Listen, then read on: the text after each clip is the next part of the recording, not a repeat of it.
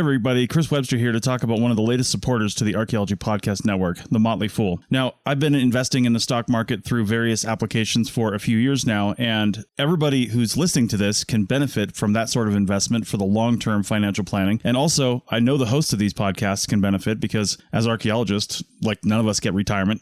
We all have to kind of fend for ourselves. So investing in the stock market is a good idea, but not everybody can do it. And look, we get it. The market is complicated and confusing, and to many of us, it simply doesn't make sense. In fact, where do you even start? Take all of the guesswork out of it with the Motley Fool Stock Advisor. The Motley Fool has been around for over 25 years and has been spot on in recommending some of the world's most important companies before they hit the big time.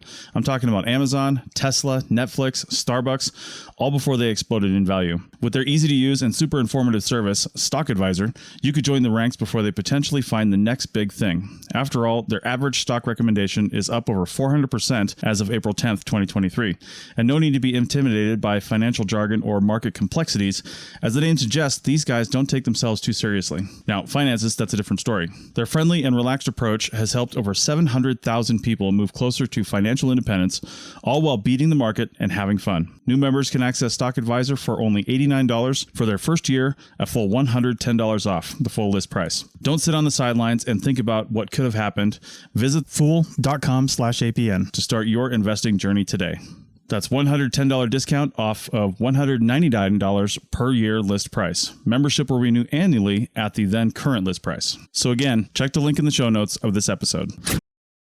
You're listening to the Archaeology Podcast Network. You're listening to The Archaeology Show. TAS goes behind the headlines to bring you the real stories about archaeology and the history around us. Welcome to the podcast.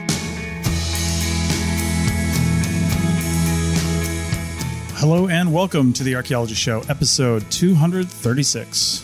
On today's show, we talk about the UNESCO World Heritage Sites of Split, Dubrovnik, and Kotor. Let's dig a little deeper. I don't have anything to say. I didn't even think about it. Give me a second. Let's dig a little deeper and not split our topics. Oh, that's staying in for sure.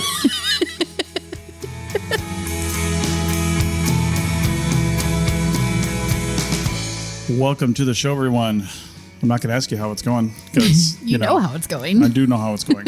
Literally every second. Together every minute of every day for the last 2 weeks. It's been a lot. Which is so weird because we live in an RV. We're always together every minute of every day, but this has been somehow different. Yeah. I don't know. Yeah. Yeah. Well, right now, just to put some context on the audio, although not to toot my own horn, if you want a podcast produced, I usually do a pretty good job, but it's very echoey in this room we're in because the kitchen is the best room to do this in this Airbnb we're at. Yep. The refrigerator is easily 25 years old and it just came on and makes a lot of noise. It does. And it's warm in here, so we've got the window open. We do. Yeah, and we're downtown Naxos. Yeah. An island in the Cyclades island chain in the Greek islands. Yes, it's one of the biggest islands. I think maybe the biggest island. Well, Crete's the biggest island. Well, Crete's not part of this chain, technically. Yeah, it's its own thing. So I think it's the biggest island in this chain. And we're in their sort of capital town. And it's one of those really cute, all white and blue cities that you think of on a Greek island. So it's really cool. Historically, it's the origin of some of the Greek gods.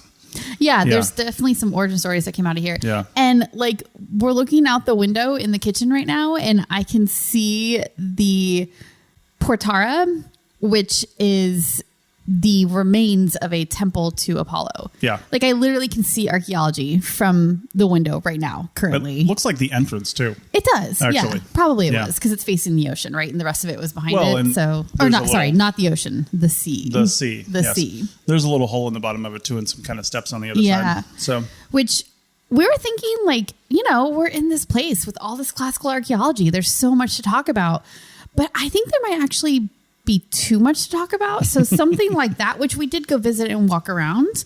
I don't even think it's going to get a feature on this podcast because I think it just did. I think that was it. We mentioned it, but honestly, there's not a whole lot else to say. And also there's just too much. We've seen too much. We have done too much. And we love to share our experiences about these places that we're going. So yeah, that was that. And we've got some more stuff to talk about with Greece in some future episodes. We will, for sure. We're doing a bus tour around Naxos tomorrow. There's a lot of stuff here. There's another temple that we're going to go see. Yeah. And we haven't even been to the Archaeology Museum yet, which we'll probably do on Friday at this point. Yep. And because it's Wednesday as we're recording this, not that you need to know that, but yeah. We only have a couple days left though, really. Yeah, and Saturday. This is the working vacation part of our trip. Yeah. So we're trying to like get the sightseeing in the morning, and then we're working in the evening so that we're crossing over with the American time zones. So that's what we're doing. I had meetings last night from about 5:30 to midnight. Yeah. Because that's all West Coast morning. Right. Yeah. Yeah. Anyway. So that's what we're doing. That's what we're doing. That's a longer life update than we usually do, but it's sort of an interesting situation that we're in right now. Well, and it provides context too, because as some of you may know, we were on a cruise ship last week. Yes. I think we mentioned this on the last episode because we recorded on the ship, didn't we? We recorded a couple ahead of time so that we wouldn't have to on the ship, because that was our real vacation. So I don't remember if we mentioned it or not, but last week was a real vacation on a cruise ship. And it turns out we encountered a lot of archaeology while on that ship too. Yeah.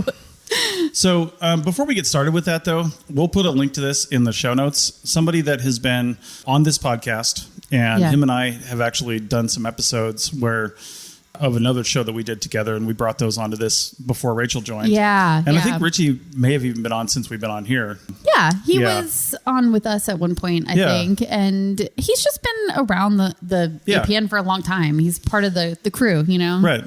Well, I got to say, Richie had some disturbing health news coming on a few weeks ago now. Mm-hmm. And he's got stage 3 cancer. Yeah, he's pretty open about it. So if you know him, I'm sure you know about it. And if you don't, you can go read about it on the Archaeology Fieldwork. What is it? No, Archaeology Field Tech's Facebook group. Otherwise, we're going to link to the GoFundMe page that he's got set up, because he has got medical bills that are stacking up. He does have insurance, but it doesn't pay for everything. Yeah. And he's trying to get some work done, but he's so fatigued while he's going through chemo. Yeah. He just needs to make it through all the chemo and the radiation until I think it's like March or something like that. But he's got a GoFundMe page up that, as we're recording this, was nearly half funded. Yeah. So it's interesting because this is exactly what you worry about as a field tech, right? Because you just don't always have a safety net when something like this happens. And honestly, like, almost why would you? He's very young. He's in his 30s. And so this is just the kind of thing that we have to support our fellow people working in the field. So, So for the rest of the month of October, it's the 4th as we're recording this, and this comes out on the 8th, I think. So you're listening to this on the 8th, hopefully. Mm-hmm. But for the rest of the month of October, even if the GoFundMe, I think they'll just keep going once it gets fully funded. Mm-hmm. But we'll keep a link to that in our show notes. And we're probably going to put a link on the main page of the Archaeology Podcast Network website. Mm-hmm. But also at the top of the APN website, if for some reason you don't want to do GoFundMe or something like that, if you choose to do a donation to the APN, all donations we receive through the end of October we'll send over to Richie's GoFundMe page. Nice. So perfect. Yeah. All right. Well, with that, talking about the cruise last week, again, first off, it was Virgin Voyages, and it's only the second cruise I've ever been on. Mm-hmm. And I'm not going to talk about that too much. That's not the focus of this show, but it was an amazing cruise. It really was. Yeah. It was way different from the other ones that I've done in the past, because I've done a few more. And I had kind of sworn off of cruises because they were not great, the ones we did in the past, but this was a totally different experience. So. The culinary experience, the attention to detail, everything. You can see, if you follow our Roadster Adventures Instagram page, how I took over the ship for a little while. I stormed the bridge. Right. They let me captain for a bit. You paid a lot of money and they let you walk up there, you mean? Yeah. All right, then.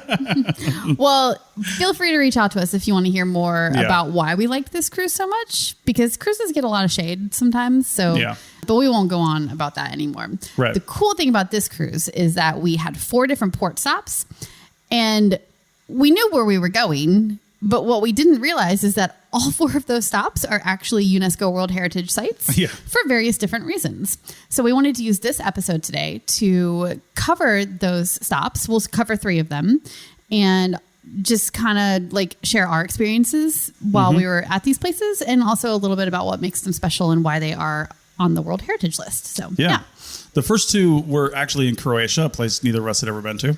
Yep. And you know what? If I thought of Croatia, if you asked me to describe it, I would have honestly with my knowledge of Croatia, which is zero, I actually have more knowledge of Croatia through, what is it? Oh, no, that's Azerbaijan. I was thinking of Baku and Formula One. Oh, Formula yeah, One that's doesn't go to Azerbaijan. Croatia. Yeah. I didn't have any knowledge of it. My geography knowledge of that part of the world, this like Mediterranean, Eastern Europe area is like so sketchy. And we'll get into this, but my knowledge is wartime. Because I was all the stuff in the 90s, right? Right. Yeah. I was off the coast of Croatia and Bosnia and all that back in 1996 when I was on the Enterprise in the Navy. So, in fact, we got medals for being out there because it was a war zone. It definitely was, and like that totally connects in because there's a lot of, we'll talk about this a little bit more, but there's a lot of stuff that happened in the 90s, and I was a teenager and I didn't really like track a lot of it, but reading back about it now, it was just really interesting to learn that history and where it comes from and everything. So we'll touch on that a little bit. It's very long and complicated, but we'll briefly cover it. So All right. Well, the first place we went to was Split. Yes. And let's just read the UNESCO write-up about Split. I'll give you a little bit of a start here. Yes. So according to UNESCO, the historical complex of Split with the Palace of Diocletian, that's what the UNESCO that's like site the name is. of it. Yeah. The ruins of Diocletian's palace, built between the late 3rd and the early 4th centuries AD, can be found throughout the city. The cathedral was built in the Middle Ages, reusing materials from the ancient mausoleum.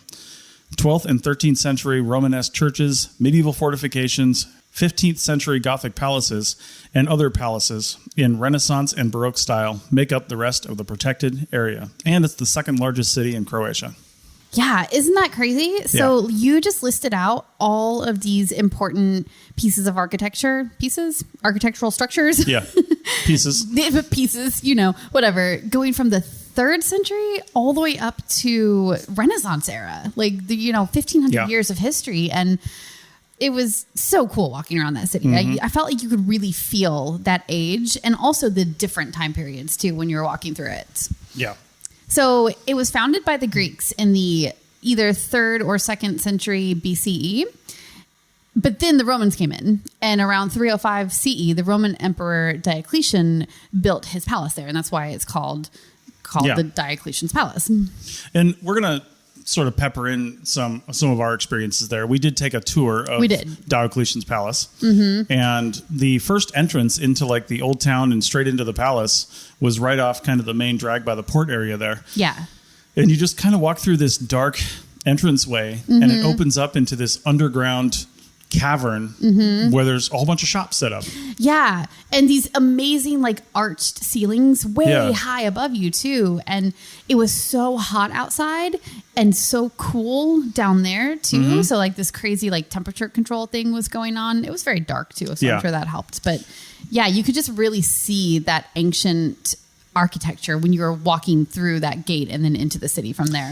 And if you want to know what it looks like, you can go watch Game of Thrones, which will come up in segment 2, because apparently that was, I can't remember if it was... Oh, yeah. The guide mentioned it, didn't she? Yeah. I think remember. It was the Dragon Keep under King's Landing, I think, or something like that. I think you're right. Something like that. And that's where the dragons were. They made it look a lot bigger than it really is, although it's pretty big. Yeah. Because they used a lot of shadows and things like that. It's huge ceilings. Yeah. Like, it's very surprising how tall it is, because you kind of go down and then you're under these buildings, but the ceilings are very tall. Yeah. So. All right. So 300 years later, by 650 CE, this was a prominent settlement and became the capital of the Roman province of Dalmatia. They were very black and white about the whole thing. It was oh my God. Province. Right. Dalmatians do come from Dalmatia, right? I would assume. Originally. Our guide mentioned it, but it sounds like they don't have a lot of them now. But anyway. It makes me wonder if people from Dalmatia are also called Dalmatians. That's a good question. I don't know. Maybe. Anyway. So this city Split, it drifted sort of from empire to empire, kind of just being under the control of whoever had control of the region. Right. And eventually it became part of Venice near the end of the Middle Ages. And it basically stayed that way until a short little guy known as Napoleon came in and conquered the area in 1797. I read something not long ago that said that Napoleon wasn't actually He wasn't actually all that short. Yeah, he was depicted I've heard that way, and he was more of average height. Right. I've heard that too, yeah. After Napoleon, it was part of the Austrian Kingdom of Dalmatia until it fell in 1918. So that was kind of a long time. And that's when Yugoslavia was formed. Yes. You guys may have heard of that. Yes. And the 1918 thing was when the Ottoman Empire basically came to an end, because I think it was sort of under the protection of that area, or there was a lot of wars and stuff going on. And that was one of the things that happened in 1918. They all converted to recliners. So the end of the Ottoman Empire was... Oh, you're terrible. Come on. You're the worst. Good. I don't know if that was good. So Yugoslavia was formed, and then during World War II, it was annexed by Italy, and then it was liberated. And then it was reoccupied again by Germany this time, I think. And that sort of happened a couple times throughout World War II. It's just sort of like taken. Yeah, it was taken and then liberated and blah, blah, blah. So anyway, after the end of World War II, it became Yugoslavia again, or part of Yugoslavia. Yugoslavia was a much bigger country back then. It encompassed Croatia plus a bunch of the other countries around it. Yeah.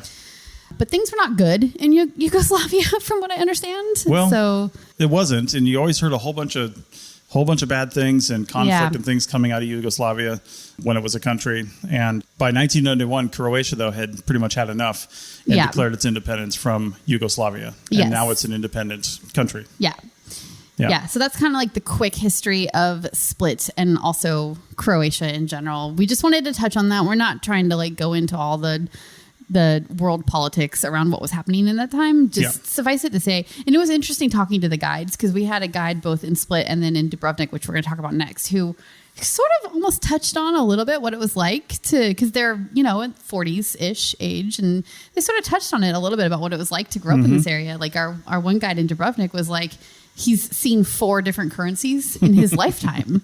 And it's because of this. It's because they were Yugoslavia and then they were Croatia. And then Croatia just went to the Euro this year. And they just went to the Euro. Yeah. So like, there's just a lot of like, and he said, he was so funny about it. He was like, they just sort of shrugged their shoulders and sort of go along with it because they've had so much change and that kind of thing happening. So yeah. I can't remember if it was in Dubrovnik or Split, but one of the restaurants we went to had prices in 3 different currencies. Yeah, they did. I don't remember which one it was. But well, it was definitely euros, and then I think Croatia had something called, it was a krona, like other countries called it the same thing. Yeah. And then there was something else that I don't know what that was. They might have had pound or something on there as well. I can't rember. But yeah. 3 different currencies. If you're calculating your money in 3 different currencies, like that's, that tells you a lot about what they've gone through from a political standpoint in the last few decades. Right. So, yeah. So just one cool note about the palace is that it's totally, almost completely incorporated into the like regular life of society now, because you can see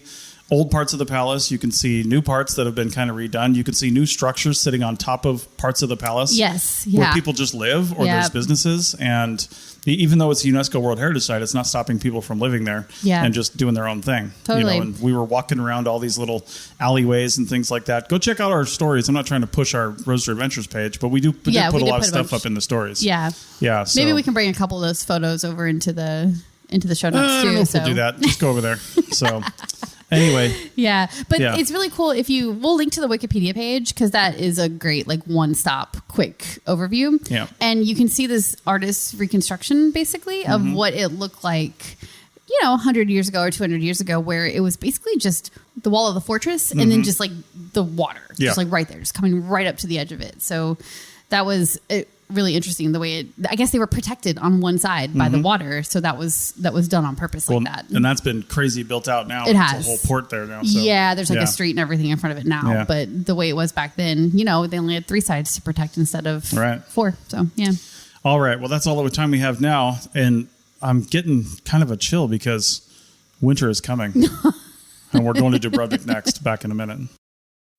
When you need mealtime inspiration, it's worth shopping Kroger, where you'll find over 30,000 mouth-watering choices that excite your inner foodie. And no matter what tasty choice you make, you'll enjoy our everyday low prices, plus extra ways to save, like digital coupons worth over $600 each week. You can also save up to $1 off per gallon at the pump with fuel points. More savings and more inspiring flavors make shopping Kroger worth it every time. Kroger, fresh for everyone. Fuel restrictions apply. What's the easiest choice you can make? Window instead of middle seat? Picking a vendor who sends a great gift basket? Outsourcing business tasks you hate? What about selling with Shopify?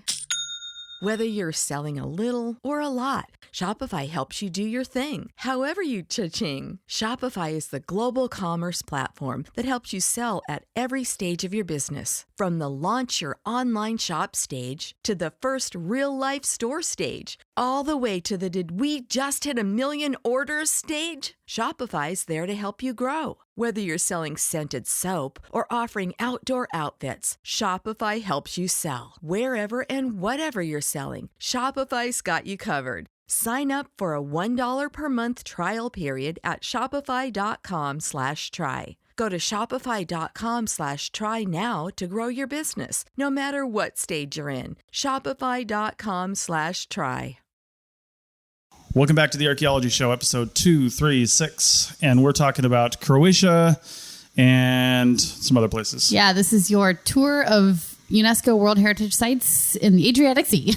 Not sponsored by Virgin Voyages. Not at all, but they did take us there. Right. Okay, as with Split, I'll go ahead and read the UNESCO write-up for Dubrovnik. Yeah.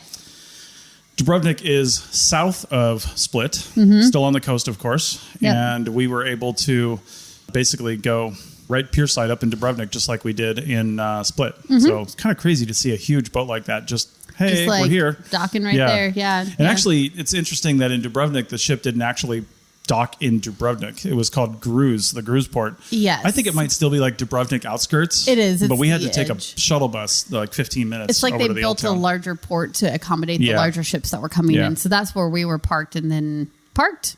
Sure, we were docked. Yeah. And then, we had like a 20-minute ride to get over to the Old Town area, which, not to spoil it, but this was definitely like my highlight of all the ports. I loved this one so much, but go on, read the UNESCO thing. All right, so UNESCO called it the Pearl of the Adriatic. Situated on the Dalmatian coast, it became an important Mediterranean sea power from the 13th century onwards. Although severely damaged by an earthquake in 1667, Dubrovnik managed to preserve its beautiful Gothic, Renaissance, and Baroque churches, monasteries, palaces, and fountains. Damaged again in the 1990s by armed conflict, it is now the focus of a major restoration program coordinated by UNESCO. So that I noticed this when I was copying this in, that write-up clearly hasn't been updated in 20-ish years because the restoration efforts have been concluded as far as UNESCO is concerned, and the city is good again. And I think they finished them sometime in the late 90s / early 2000s. So they just, it's a big operation. They just haven't updated their write-up, I suppose. But yeah. So like we said, this is located in Croatia's Dalmatian coast on the Adriatic Sea, like Split. And it was added to UNESCO's list of World Heritage Sites in 1979. And the reason was because of the outstanding medieval architecture in the fortified old town. And it sounds like this one is not quite as old as Split. It doesn't have the Roman and Greek roots like it does, but, it's still definitely pretty old. Yeah, and I mentioned that the write-up says it was a Mediterranean sea power from the 13th century onwards, but the city itself dates back to around the 7th century. Oh, okay, so yeah. At least as far as probably a city goes. I'm willing to bet there were people there well before that. Yeah, for sure. Yeah. But then it was called Ragusa. I don't know if we're saying that right, but Ragusa. And it was under the protection of the Byzantine Empire. Yep. By the 14th century, it ruled itself as a free state, the Republic of Ragusa. Yeah, and I thought this Ragusa versus Dubrovnik thing was interesting. The names seem to have been used interchangeably for centuries until Ragusa finally fell out of favor sometime in the 1800s. So by this 14th century, it was also kind of being called Dubrovnik, also Ragusa. So you kind of see them being used together. And I didn't really quite get the reason for that. Maybe one was the larger area and then Dubrovnik was just the city or the fortified part of the city or something. I'm not sure. But yeah, they're kind of interchangeable in the older texts about the area. Right. So by the 15th and 16th centuries, it was a very wealthy maritime society. Doing well until...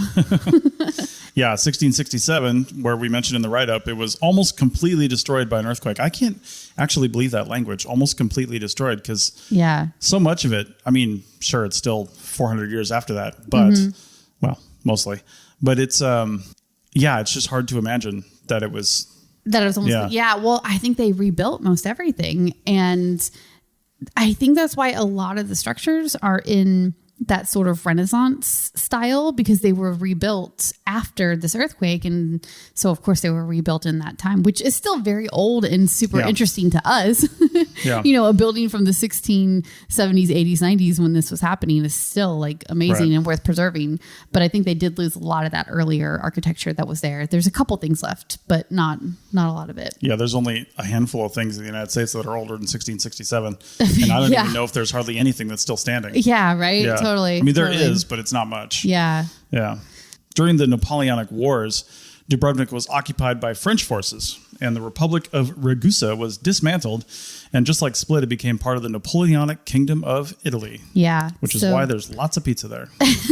Probably. There is a lot of pizza. All of these Mediterranean areas have adopted the pizza 100%. We've noticed that everywhere we've gone. So, So's the United States. Well, Pretty much everywhere in the world has adopted because the it's pizza. delicious, right? Like, why wouldn't you love pizza? If you were to say, what are the dominant foods in the world? Now, I've never been to any Asian countries, and I'm sure this wouldn't be true over there. Right. I've been to Africa.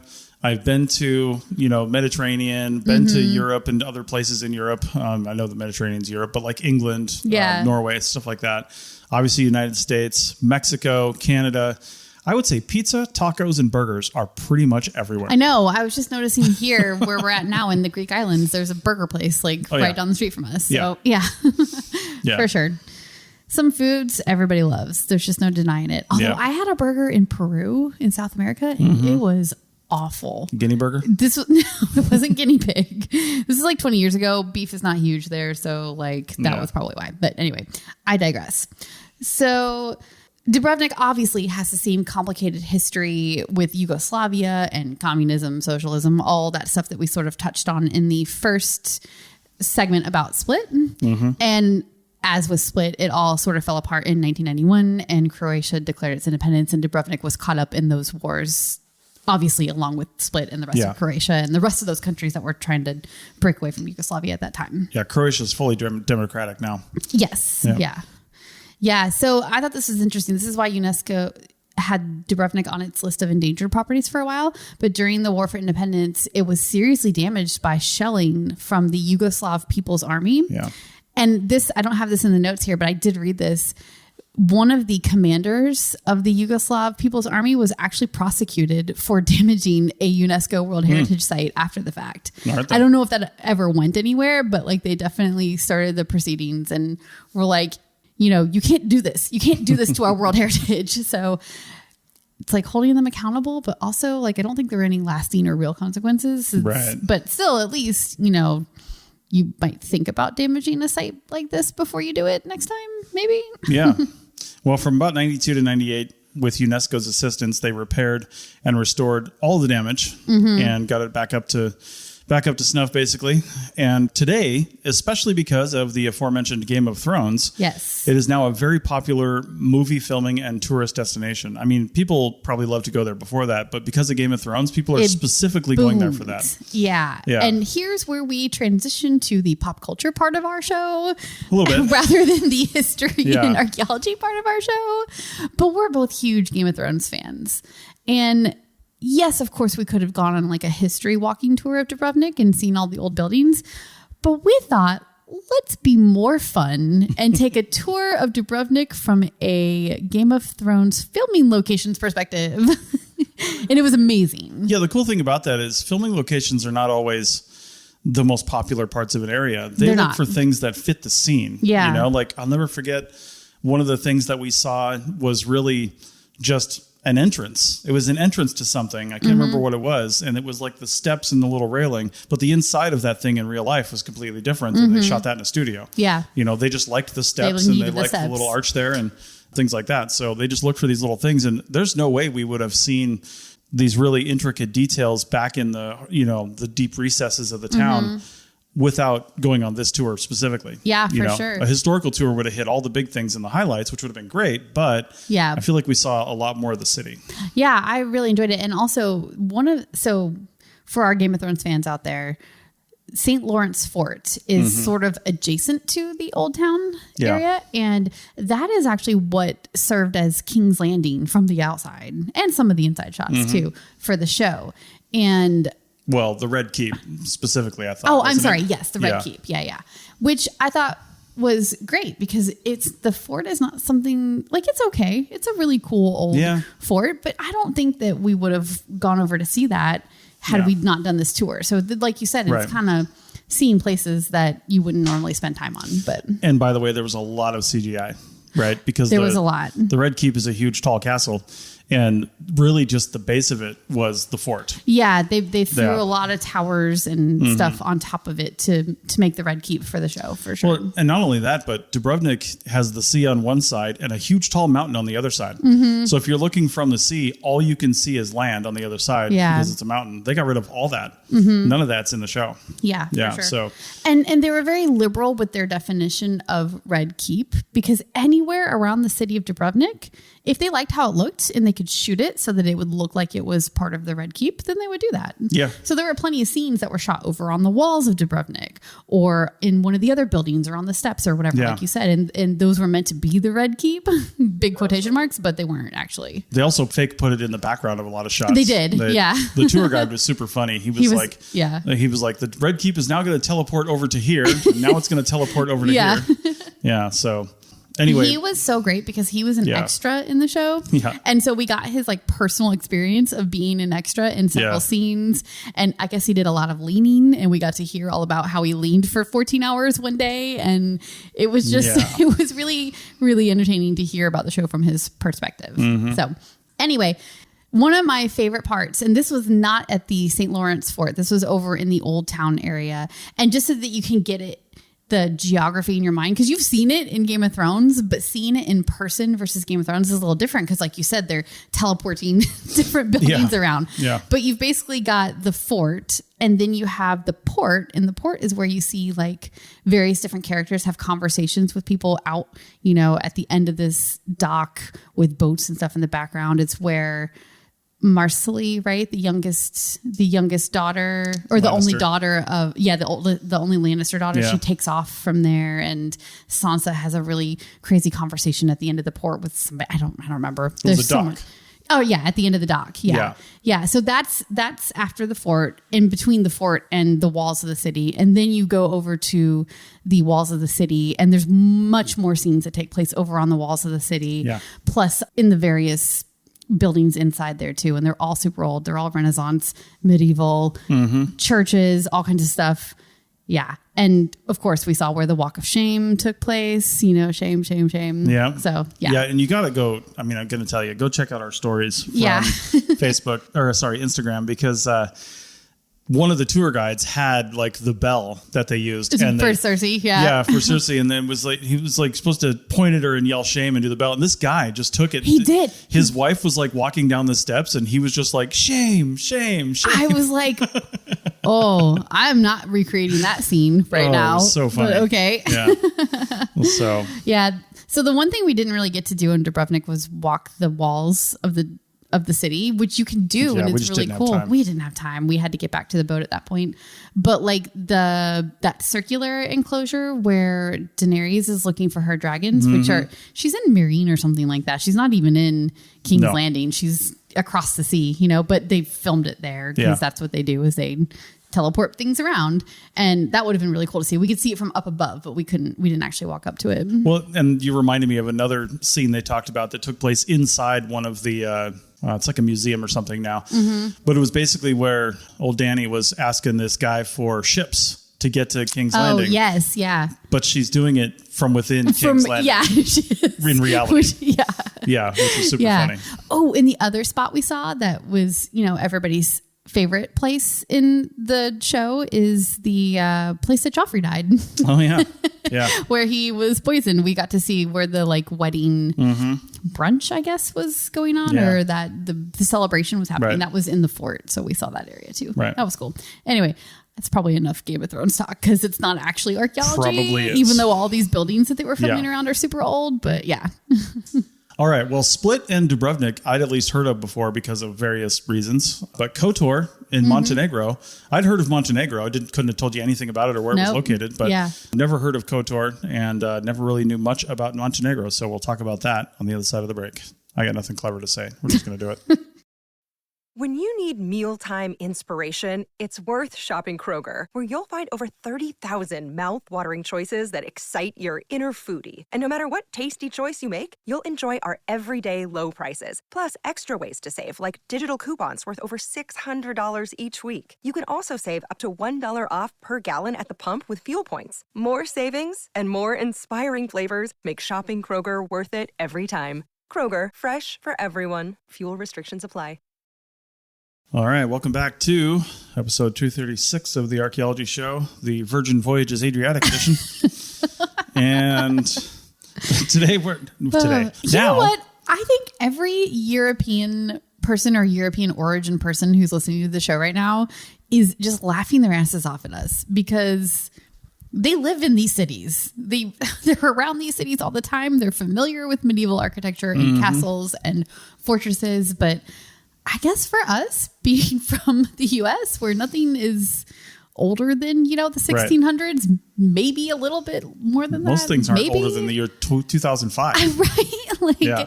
It's just such a different experience to walk out of the port and into a castle. Yeah. It was just such a cool thing to experience. Yeah. So, yeah. Well, Kotor is technically part of 2 UNESCO World Heritage Sites. Yes. So I'll go ahead and read the first one, and you can read the second one. Mm-hmm. All right. So the first one is a natural and culturo-historical region of Kotor. In the Middle Ages, this natural harbor on the Adriatic coast in Montenegro was an important artistic and commercial center with its own famous schools of masonry and iconography. A large number of the monuments, including 4 Romanesque churches and the town walls, were seriously damaged by the 1979 earthquake, but the town has been restored, largely with UNESCO's help. And then the second one. The second one is the Venetian works of defense between the 16th and 17th centuries, Stato da Terra to Western Stato da Mar. This property consists of 6 components of defense works in Italy, Croatia, and Montenegro, Kotor being one of the 6. It spans more than 1,000 kilometers between the Lombard region of Italy and the eastern Adriatic coast. The fortifications through the Stato da Terra protected the Republic of Venice from other European powers to the northwest, and those of the Stato da Mar protected the sea routes and ports of the Adriatic Sea to the Levant. They were necessary to support the expansion and authority of the Serenissima, which I think is another word for Venice from what I was reading or understanding. Not sure. The introduction of gunpowder led to significant shifts in military techniques and architecture that are reflected in the design of so-called alla moderna bastioned fortifications, which were to spread through Europe. Okay. So for this last one, basically, Kotor was a fortified city that was part of the Venetian Empire. And the unique thing about it is that they started using guns. They started using guns and they created these bastions that were centered around using guns and gunpowder and all the weapons that come with gunpowder to protect the areas. A lot of them were hexagon in shape. This one, I don't believe it is fully hexagon. It might have been at some point, but it is hexagonal. Hexagonal, yes. Hexagonal. They whatever. were not fully hexagon, however. Yeah, so that's what that is in reference to. And the first one is just being like a cool old city, basically. Sure. Yeah, Kotor itself is located in what they call Boka Kotorska Bay on the Adriatic coast of Montenegro, of course. And again, we took a little bit of a tour that had nothing to do with Kotor, but the guy had some pretty cool facts. First off, Montenegro means mountains black in Latin, so the Black Mountains. And I guess one of the reasons was Latin-speaking sailors back many hundreds, if not thousands of years ago, would be sailing up to this. And just the way that they were so tall and imposing, and I'm willing to bet that when the sun was behind them, they were very silhouetted and they just looked like these big imposing black mountains. So they became Montenegro. And they are very tall. I think he said 8,000 feet or something like the highest one goes up to. Yeah. So that's, that's some pretty big mountains right there. That's 2,000 feet higher than Lake Tahoe. And and they're right at the coast too. Yeah. We're driving along this coastal road along the edges, and there's a couple cities along there, but then immediately just jutting straight up into the air are these gigantic mountains. Montenegro is a really small country. You can cross it by air, he said, in about 15 minutes. Yeah. And it's really tiny. Yeah, it is. But because of how small it is, and how mountainous it is. It's all mountains. There's only one really flat part, which we'll talk about a little later. And because of all the mountains, it is the third mountainous country in the world. And I think the other two, I can't remember what order they were in, were Nepal and I want to say somewhere in South America. I can't remember what he said was the third. Yeah, I can't remember either. But yeah. Anyway, yeah, it's just super crazy because the guy was also like, you know, in Montenegro, you can hang out on the beach. Right time of year, you can hang out on the beach, go swimming in the Adriatic. Then you can go skiing up on one of their ski lifts. There was actually this big chairlift running all year round that takes you up one of the hills from Kotor there, or near Kotor. And then you can go, you know, walk through a jungle rainforest kind of thing. Yeah. Right? It's just like and all in one day. Finish your day having a glass of wine in a nice, like, temperate 70 degrees or something, probably. You know? Yeah, it's just totally nuts. Yeah. It's just a small area with lots and lots of different climate zones going on for sure. And one of the cool things I thought, because we got to see Kotor from the sea quite a bit, because our cabin on the ship was kind of broadside to the land, and we weren't pierside in this one. No, we had to take little tenders over to a dock because I think the ship was just too deep of a draft for coming into that harbor. But on the way, you know, as we were sitting there just looking at the city and looking at the mountains, and again, we've got some pictures up on Instagram for this, you can see the crazy, like, straight up the hill fortifications that are the extension of the old walls of the city. And the old town of Kotor, the old town there, the walls just go straight up, like halfway up the hill. And there's like a little fort and fortification at the very top of it. And then it's all connected. You can actually walk up. You can hike the whole thing if you wanted. Yeah, there's like these steps. Apparently it's hundreds of steps, if not thousands. I don't remember how many. There's lots, but there's hundreds and hundreds of steps. And yeah, you can go all the way up to the top of that thing. It's not the top of the hill. No, it's not the top of the hill. It's just the top of the fortress. And it didn't actually look like it would be that far, but it is extremely steep. So there's straight up lots of steps. Every step is lifting and climbing. Yes. Yeah. And apparently it's really steep too, the steps. Yeah. I'd almost be more afraid coming down on that, because that's like just so steep. I would be worried about falling. But don't you love thinking about, like, how many people have walked up those steps though? That's what I love about coming to these crazy old cities like this. And you've got these worn divots in the middle of the steps where so many people have walked. Yeah. It's just really, really cool to be part of that old history. That reminds me, going back to Dubrovnik real quick, there's so many tourists in there. And one of the things the guy said about Dubrovnik is, you know, 10 years ago, 4,000 people lived inside the old city walls. Now there's about 400 people that live inside there, because it's all been sold off and made Airbnbs and short-term rentals. And I think you saw something like just this year or just recently, the mayor or whatever of Dubrovnik said, no more rolly suitcases inside the city walls. Yeah, you have to either carry them or do something to get them there. I think that's just going to spawn this entire industry of people with these big rubber tired carts, probably luggage racks, that you're going to have to hire somebody to move your luggage through the city. Yeah, totally. Yeah, because it's damaging the ground and it's loud. It was a noise ordinance basically and also to just like stop as many people from going in there.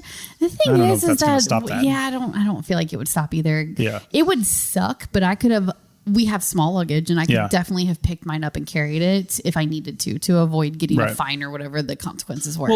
Plus the people of Dubrovnik, I don't think they want to stop people from coming in there. I mean, they turn their places into Airbnbs for a reason. Yeah, you know, they want to make money. Yeah. So anyway, back to Kotor. The other thing we notice here is that this one, I think, is just about the oldest of the towns we visited. It was first mentioned in 168 BCE, settled during the ancient Roman times, basically. And, you know, it's got a long, similar history of being occupied and reoccupied by different countries throughout time. But the one thing I thought was interesting from our tour is our tour guide was saying how nobody's ever, you know, taken Montenegro. Right. But I think being taken is different than like choosing to become part of another country. So I mean, apparently one of the reasons he was giving, and I don't know historically how accurate this is, but he was saying how Montenegro has very few resources, you know, because it's a small place. Yeah. You know, what are they going to do? There's not a lot of farming. There's hardly any animals on there that are domesticated that they have that are, you know, like farm animals. There's not a lot of growing there. It's just the terrain. None of it is conducive to that. He also says Montenegrins are extremely lazy and only work about 4 hours a day if they can help it. We would only say that if Like we were basically given permission by Right. the admittedly like 22-year-old tour guide that was Yeah. helping us, but that's according to him. In fact, he even said that there's almost no infidelity there because no man wants to do another man's job. That's what he said. I did not love that joke, and I still don't love that joke It's pretty funny. because, well, there's a lot of reasons. I don't think I need to. Anyway, he said because of the fact that they have basically no resources, that the way Montenegro got the things that they needed was that they just pillaged other towns. Went out and took them. Yeah. He said so. That's what they got known for, basically, and maybe that's how it was so hard to take that militarily. Yeah, they were just ready to fight. Yeah, So, they were, and obviously they had the terrain at their advantage. And Kotor itself is an extremely well fortified city. It was made that way by the Venetians in part. They got a lot of help from that. Well, it'd be easy to see somebody coming from pretty much every direction too. It would, yeah. The way, and also the other thing that was really cool about it is the bay that it's on, the Boka Kotorska Bay. It's like it's almost like a fjord. I was reading. It's not quite a fjord because it doesn't quite qualify, but you do go like all the way around and up and in this. To get to it, we were looking for it like out on the coast when we were trying to first figure out where we were going, and we're like, Kotor's not on the coast. And it's not. It's like all the way in this bay. So, but it provides great access into the interior of the land once you get there. That reminds me, I did a behind the scenes tour of the ship that we were on. And when we got up to the bridge, we were asking one of the bridge officers a lot of questions. And one of them was, about speed and things like that and navigating ability. And she actually said that, talking about Kotor specifically, is they were limited to 6 knots in some of those places because it was so close to land, and it was just within the shipping channels. And it's not Virgin that limited them to that, like the government limited big port. Ships like that to that. Yeah. And sure. they had to give way to all these small ships. So she said it took forever to get in and out of there because they actually have to swirl around these tiny ships that are in there, these tiny boats, not ships, these little tiny boats. Because if you're not under power, you give way. Yeah. Like the powered ship has to give way to even the if it's a gigantic cruise boat to a fishing cruise boat versus like fishing a wooden fishing boat. Yeah. So well, that's the rules, right? Yeah, it was pretty cool. Yeah. Well, the other thing that I loved about Kotor is that it's a protected area, basically. Yeah. So through the UNESCO listing, in part, what they decided to do was just not allow any more development in the whole area, the whole bay area. And when we were leaving it, you almost cross this line, and then all of a sudden there's newer buildings and newer structures that are being built. So that's one thing that they're trying to do to protect it in its original state. Define original, I don't know, because it goes back 2,000 years, but then there's been various different occupations throughout the time. But, to try to preserve it the way it is now and stop it from being built over by urbanization, because there's a lot of tourism to this area. So, Well, one of the last things I want to talk about, which wasn't really too historical, but we did the tour anyway. It was a tour of a winery. Yeah. And there are some actually historical events that took place. I'll just mention a couple things. First off, it took, an hour and a half to get there? 2 hours? It was a long drive. Something like that? Almost 2 hours, yeah. And it was to that flat part I mentioned. Yeah. This entire flat area is essentially a vineyard. Yeah. It's the biggest continuous vineyard in all of Europe. And there were something like 9 million grapevine plants or something like that. I don't know what it was. It was huge. Yeah. If you look at it on the aerial, you can see it just is. Oh, it's all vineyards. All vineyards. Except for the one that we were on, they had 75,000 olive trees. I remember that number. Oh, yeah, olive trees too. And they have some other stuff too, but mostly it's grapes. Yep. And 75% of it was this grape. We had one wine called Vranic, which is like the everyday drinking wine of Montenegro that these guys make. And it sells for $3 a bottle. 3 euros. Yeah. It was so cheap. They just have hardly any taxes on alcohol, and they don't really export it too much. They do export it, but not a lot of places. And it's basically just like in Montenegro. And when we did a tasting at this place at Sipkanik Cellars, which first off, that place where they have their tasting room, their little shop, and then where they're storing all their wine is this rocky hill that's just kind of popped up out of the landscape right next to the main set of hills that borders the valley there. And it was an old Yugoslavian secret airbase. And it was just back in 91 when Yugoslavia fell apart that became abandoned. And then it was only what did he say? It was only like 15, 20 years ago they started using it as a cellar. It's a cellar, right? Yeah, so it was cool that the planes would land. In fact, the entrance road into there was the runway. Yep. And it doesn't look like a runway anymore, but it's an oddly wide road. That's is. really straight. It is very wide and very straight. Yep. Yeah. So as you're coming in, the planes would taxi in to basically where we entered into the cellar. They've built up some stuff around that now, so you could never taxi a plane in there. But before that was there would be gates, I'm sure, and they would open it up. The planes would taxi in. They would come through, get serviced, and then basically get spit out the other side. And then they would taxi around to the runway and take back off. And now it's all French oak wine barrels and bottles that are sitting, aging in the bottle. Huge. Massive. Absolutely huge. And always stays at like 58, 59 degrees. It was nice and cool in there. And And we had a delicious meal there too. Yeah. Wasn't a meal, a lunch, like a 5-course lunch paired with wines. Yeah. That's how they did their tasting. It was really, really cool. Yeah. And the wines were delicious. We're actually drinking one right now. I know. We found that we actually like white wine in Europe. Old world white wine. Yeah. Who'd have thought? Yeah. I don't know. Well, in the reds that we tried, that Vranic, and then there was the next one up from that, which is a little bit better quality of that, I guess. And that one was like 10 euros a bottle. Oh yeah, so super expensive. High quality. Yeah. Yep. We bought 4 bottles actually, 2 of the red and a white and a champagne, a sparkling. Yeah. And it was 40 euros. Yeah. It's amazing. We knew we had 3 weeks to drink it. So we're like, why not grab some? Yeah, we it was picked some so up. cheap. And yeah. So anyway, one of the things I thought was really cool, we really love Old Vine Zinfandel, and specifically from like Central Valley, California. That's really the only place that does it well in the United States, like Lodi.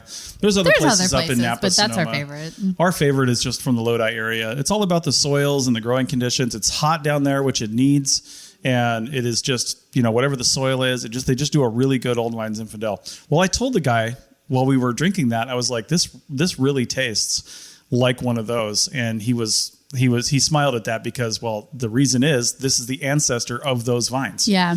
This came before that. The story goes that somebody took seeds basically of these vines, these types of vines, over to California. And then in Croatia, we heard this actually. They took these seeds over to California, planted them back in the late 1800s. And then the same guy or somebody else, I don't know, took the seeds that were the product of those. Yeah, some of the later varietals, but still from that ancestry, brought back to Croatia and kind of reignited what we would call Old Vine Zin, but they call something else. I can't pronounce the word. Yeah. It's the same thing in Italy. They call it Primitivo. Yeah. Yeah, it's the same thing. Just a really cool history and how all that goes back and forth. And it was just really, really neat. It's nice that there's like a little bit of a connection to the States and then back to the old world again. You don't usually see it flowing that direction. Usually it goes there and stays rather than going and coming back. So that was cool. And if anyone from Total Wine is listening, I've looked on your website. I can't find any Montenegrin wine. I did find some Croatian wine. But they were so good. And they're so cheap. Even after like import tax and all the other nonsense, it wouldn't be that expensive of a bottle of wine to buy in the States if you could just get it there. So. Which is probably why the uppity people in the United States, us included, wouldn't buy it. It'd be like a 14 bottle of red wine and we'd be like, what's this Montenegrin crap? You know that the price tag does not mean good or bad. Well, I'll tell you what, anytime we go into Total Wine, I usually head straight to the Old Wines in aisle, and I'm going to have to check out the old world stuff. We are going to have to veer off into the countries, the different country sections. Country aisles. The country aisles. Yeah. Exactly. For sure. All right. Well we're going to drink our white here. Cheers. What kind is this are we drinking? I know it's in the fridge. It's technically a Chardonnay blend, which usually we don't like. Cabernet Chardonnay. That's right. I think it's I think you're right. So anyway, with that, we will go out and we're going to do some exploring of Naxos. You're going to hear a few more episodes about Greece as we go along here because we've got 3 more weeks here, so we're going to see a lot more stuff. Yeah. We're going to Crete next week. We're renting a car, so we're going to be able to see a lot of that island. And then we're going back to Athens for 5 days before we head to the States to see a lot of stuff that we didn't have a chance. We're going to go to the Parthenon this time. We were only there for a day when we got here. So yeah, like we barely walked in and we didn't even see. Yeah. We walked into the Acropolis, the lower stuff, but we didn't even get up to see the Parthenon and all that yet. So we'll do all that when we go back to Athens the last week that we're here. So yeah, more to come about Greece. I hope you guys like it. If not, tell us, and maybe we'll cut it short. We like feedback. Yeah. You know, if you hate it, let us know. You can wait till the first week in November when we have a whole episode about the archaeology of Las Vegas. Oh my gosh. See you next week. Bye.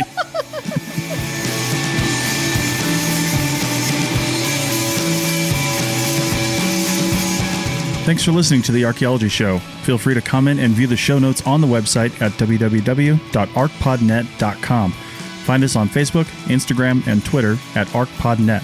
Music for this show is called I Wish You Would Look from the band Sea Hero. Again, thanks for listening and have an awesome day.